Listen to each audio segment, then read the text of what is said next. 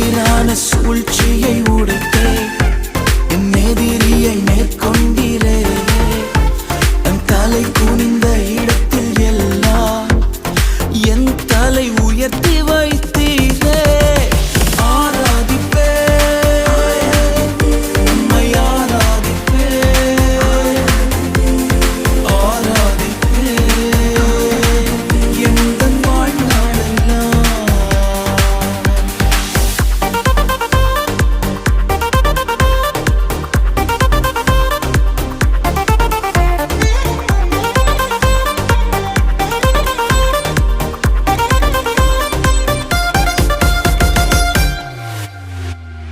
கோணலை நேராக மாற்றி பள்ளத்தை மேடாக்கி நீரே.